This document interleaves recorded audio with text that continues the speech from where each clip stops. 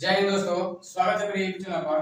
दोस्तों आज हम लोग बॉर्न का लास्ट चैप्टर जो है लास्ट क्लास जो है वो शुरू कर रहे हैं, जो कि एपिसोड 4 के नाम से जाना जाएगा और 1 2 3 जो है डाल दिया गया है। ठीक है, आगे दोस्तों इसमें कौन सा टॉपिक हमारा रहेगा इसकी चर्चा कर लेते हैं। तो दोस्तों इसमें हम लोग उच्चारण आसान जो वर्ण होते हैं, वर्ण का उच्चारण आसान होता है। जितने भी बेसिक मान लीजिए कोई भी वर्ण है तो कहाँ से बोला जाता है, हम उसका एक खास स्थान होता है। ठीक है, तो प्रत्येक वर्ण जो जितने भी वर्ण हम लोग पढ़े हुए हैं, ठीक है, उनका उच्चारण आसान भी पढ़ना बहुत जरूरी होता है, क्योंकि बोर्ड एग्जाम में भी और कॉम्पिटिटिव एग्जाम के लिए दोनों के लिए बहुत ही जो है वीवीआई टाइप का इंपॉर्टेंट है। ठीक है दोस्तों, वीडियो को हम शुरू करेंगे। शुरू करने से पहले छोटा सा रिक्वेस्ट है कि सबसे पहले इसका स्क्रीनशॉट मार लीजिए, ताकि ऐसा ही और साफ सुथरा आपको भेजा जाए। ठीक है, तो आज हम लोग लिंक डालना नहीं है पीडीएफ। ठीक है, इसी को समझना है, तो पहले स्क्रीनशॉट मार लीजिए ताकि आपको फ्रेश मिल जाए और उसके बाद हम लोग वीडियो को शुरू करेंगे। ठीक है, वीडियो शुरू करने से पहले अगर चैनल पर नया है, पहली बार आया है तो सब्सक्राइब कर लीजिए, क्योंकि लगातार जो है वीडियो इसका मिलता रहेगा। ऐसा नहीं है कि कुछ बनाए कुछ नहीं बनाए। और इसका संधि शुरू करने वाला हम लोग है। ठीक है, पहले हम लोग वर्ण एक चीज का मैं गारंटी देता हूं कि इस वीडियो को समाप्त होने से पहले आपको याद करा देंगे उच्चारण स्थान होता क्या है। ठीक है, और किसका उच्चारण स्थान कहां से होता है, कौन से वर्ण का, ये चीज। ठीक है, क्योंकि हम लोग इतना ही है लॉजिकली बात करेंगे इसमें। ठीक है, तो चलिए उच्चारण स्थान पढ़ने से पहले एक चीज हम लोग को जान लेना होता है कि हमारा जो शरीर है यानी मुख है, जितने भी उच्चारण स्थान होते हैं वो मुख में ही है। ठीक है, तो कितने उच्चारण स्थान होते हैं इसकी हम चर्चा कर लेंगे, तो यह चीज हमको समझने में बहुत बढ़िया रहेगा। ठीक है, और अच्छा से समझ में आ भी जाएगा। तो देखिए हमारा जो उच्चारण स्थान जो होता है वो कर्ण से शुरू होता है, और कर्ण से शुरू होने के बाद जाता है तालु के पास, और तालु के पास से और तीसरी बात करें तो तीसरा जगह आपका हो जाता है मुर्दा, जो कि दांत के जो अंदर के जो मसूड़े हैं, मसूड़े के पास होता है। जीभ जब ऊपर सटाइएगा, ठीक है, आप बोलिए तो बोलिए, आपको समझ में आएगा मुर्दा कहाँ है, जाकर जीभ आपका वहीं पर सटेगा। ठीक है, तो उस हिसाब से, और मुर्दा के बाद आता है दंत, और दंत के बाद आता है आपका ओठ। ठीक है, तो यह जो है 4 5 जो है ये हम लोग का क्या है, तो उच्चारण स्थान है। यहीं से उच्चारण होता है, कोई भी वर्ण उच्चारित होता है। ठीक है, इसमें हमारा कंठ हो गया, आपको पता है पहले कंठ आता है, उसके बाद तालु का स्थान, उसके बाद मुर्दा का, उसके बाद दंत का, और उसके बाद ओठ का। उसके बाद जो वर्ण बोले जाते हैं दोनों को मिलाकर, जैसे कंठ और ओठ को मिलाकर बोल दिया गया, कंठ और तालु से, और एक नाक से, नाक से भी वर्णों का उच्चारण होता है। तो ये सभी चीज अब जितने सीक्वेंस में यहाँ लिखा गया है कंठ तालु मुर्दा दंत और ओठ, उसी हिसाब से स्पर्श व्यंजन में जितने भी वर्ग हैं उसको सजा लीजिए पहले। ठीक है, तो हमारा स्पर्श व्यंजन जो है 25, उसका उच्चारण स्थान आपको पता चल जाएगा। ठीक है, तो दोस्तों कौन सा होता है कंठ, पहले कंठ से शुरू होता है उच्चारण। ठीक है, स्थान हमारा पहला क्या है कंठ, और स्पर्श व्यंजन में पहला वर्ग क्या है कवर्ग।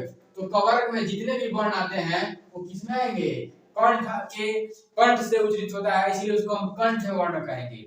और वर्ग की बात करें तो उसे कौन सा वर्ग, तो कंठ वर्ग कहा जाएगा।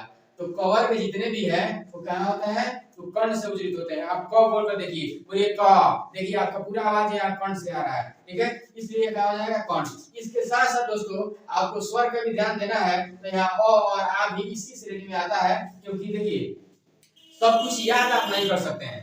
उच्चारण आसान ऐसा एक टॉपिक है, अगर जब बोलिएगा तो आपको यह क्लियर हो जाएगा, महसूस हो जाएगा कि इसका उच्चारण स्थान क्या है। और बोल को देखिए कहीं भी जीभ आपका नहीं सट रहा है, सीधे ध्वनि कहां से आ रहा है, कंठ से आ रहा है। ठीक है, और जाहिर सा बात है आ का भी वैसा ध्वनि आएगा, और विसर्ग और ह, तो इन सभी जैसे ह आ गया, विसर्ग आ गया, अ और आ, आपका वर्ग। ठीक है, देखिए कवर्ग के बाद यानी कवर्ग के बाद हम लोग चौथा जगह पढ़ते हैं, और चौथा जगह को हम चवर्ग कहते हैं। और कंठ के बाद तालु आता है, कंठ के बाद किसका स्थान आता है तालु का, 2 नंबर पर तालु है, इधर 2 नंबर क्या है चवर्ग। तो 2 नंबर होने के कारण यहाँ तालु जो है, जो चवर्ग में जितने भी वर्ण हैं वो किस कहां से उच्चारित होंगे, तो तालु से होंगे।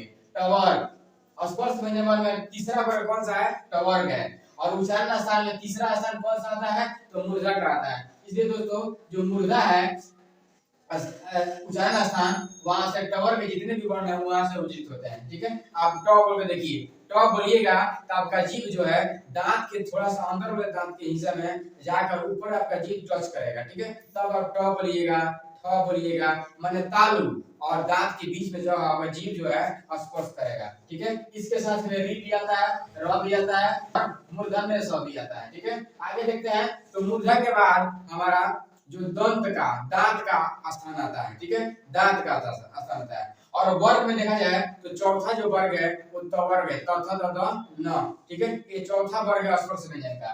तो चौथा ये भी है और चौथा उच्चारण स्थान में दंत होता है। तो तवर्ग में जितने भी वर्ण आते हैं त थ द ध, चार ही होता है, पांचवा नहीं होता है, ठीक है। तो ये किससे आएगा? दांत स्वर, इसलिए इसको हम दंतव्य वर्ण कहेंगे। इन सबको क्या कहा जाएगा?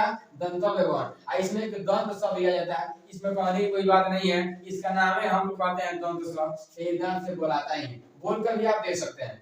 उसके बाद दोस्तों जो पांचवा आता है उच्चारण स्थान वो आ जाता है ओष्ठ, माने ओठ, ठीक है। अब देखिए यहाँ वर्ग में पांचवा आता है पवर्ग, ठीक है। आप प बोलकर देखिए एक बार, प फ जितना बोलिएगा आपका जी ओठ सटेगा, ठीक है, ओठ सटेगा। इसका मतलब किससे उच्चारण हो रहा है? ओष्ठ का। आप ओष्ठ में से प नहीं बोल पाइएगा, फ नहीं बोल पाइएगा, कैसे बोलिएगा? चलो बोल के देखिए, नहीं हो पाएगा, ठीक है। तो यह जो है पवर्ग, यह ओष्ठ से बोला जाता है। इसका उच्चारण क्या है? ओष्ठ है, इसीलिए उसको हम ओष्ठ वर्ण कहेंगे। और इसके साथ साथ आ जाता है ह्रस्व और दीर्घ, ठीक है। आगे दोस्तों हम देखते हैं कंठ और ओष्ठ दोनों का आ रहा है, यानी कि वैसा वर्ण जिसका उच्चारण किससे हो? कंठ से भी हो और ओष्ठ से भी हो। पर कुछ ऐसे भी वर्ण होते हैं जिसमें दोनों का प्रयोग होता है, कंठ का भी होता है और ओष्ठ का भी होता है। दोनों का प्रयोग करेंगे तब जाकर होगा। देखिए औ जो है, ओ जो है और औ जो है, एक कंठ ओष्ठ कंठोष्ठ वर्ण कहा रहेगा। क्यों? क्योंकि इसके उच्चारण में कंठ का भी सहारा होता है और ओष्ठ का। आप बोल कर दे सकते हैं, ओ बोलिएगा तो आपका जो ओठ है वो गोल हो रहा है, आवाज कहां से आ रहा है? कंठ से। तो आवाज आया कंठ से और आप बोले तो आपका ओठ क्या हुआ? गोल हो गया। तो ये हो गया आपका, क्या हो गया? कंठोष्ठ वर्ण ओ और औ, ठीक है। कुछ आपके ओठ का भी हरकत होगा और कंठ का तो पूरा इसमें रोल है, ठीक है। आगे देखते हैं तो कह रहा है कंठ और तालु, ठीक है। यानी कि ये जितने भी दो वर्ण इसमें है, इसमें कंठ और तालु का जो है सहारा लिया गया होगा। आप बोल के देखिए, ए बोलिएगा तो आपका जी थोड़ा सा तालु में जाकर सटेगा, ठीक है। तो अब ए आए बोल पाइएगा, ठीक है। तो इसको बोलते हैं कंठ तालव्य वर्ण, ठीक है, क्योंकि इसमें कंठ और तालु। उसके बाद आता है दोस्तों लास्ट जो है वो नासिक वर्ण आते हैं, ठीक है। नासिक वर्ण जो है, नासिक वर्ण कह रहे हैं, नासिक जो उच्चारण स्थान है, नासिक का मतलब नाक होता है, ठीक है। माने वैसा वर्ण जिसका उच्चारण किससे किया जाए? नाक से किया जाए, उसे हम नासिक वर्ण कहते हैं। इसमें आता है पंचमाक्षर। पंचमाक्षर कहने का क्या अर्थ है? तो जितने भी वर्ग थे, कवर्ग, चवर्ग, टवर्ग, सवर्ग, पवर्ग, इसका जो पांचवा स्थान है, जैसे क का अंग, च का य, ट का ण, त का न, प का म, ये पांचवा अक्षर है, पांचवें स्थान पे होते हैं, ठीक है। अगर आप वीडियो देखें तो पांचवा अक्षर आपको पता होगा, ठीक है। इसको कहते हैं पंचमाक्षर। इसमें अंग, य, अ और आ जाता है न, आ जाता है म, ये सब जो है पंचमाक्षर कहलाते हैं, ठीक है।